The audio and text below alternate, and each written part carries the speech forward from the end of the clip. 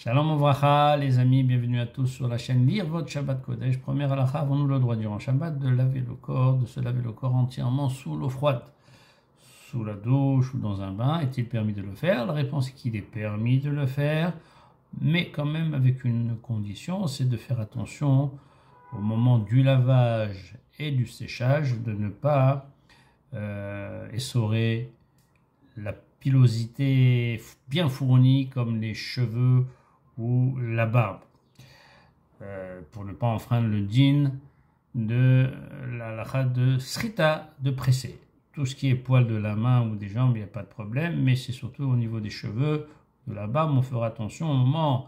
Ensuite, lorsqu'on se sera lavé, au moment du séchage, de poser la serviette délicatement sur les cheveux et sur la barbe, en faisant très très attention de ne pas presser, de ne pas essorer, de ne pas trop appuyer sur la serviette, de peur d'en arriver à presser, ce qui est complètement interdit.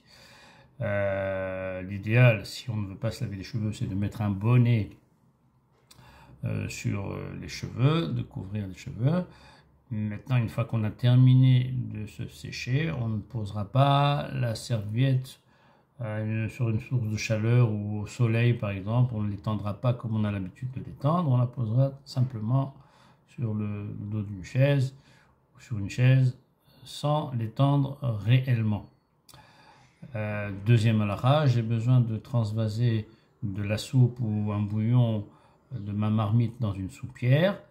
Est-ce que j'aurai le droit d'utiliser le couvercle de la marmite pour empêcher les légumes de tomber dans la soupière et en quelque sorte de faire un tri entre le bouillon et les légumes?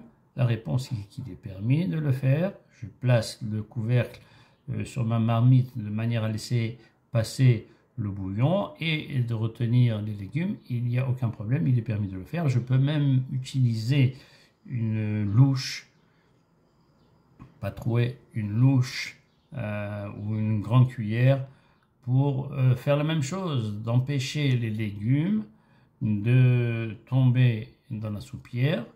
Ça s'appelle pas trier, on appelle ça la continuation de la main, et donc ça c'est pas comme si j'utilisais un ustensile qui servira à trier.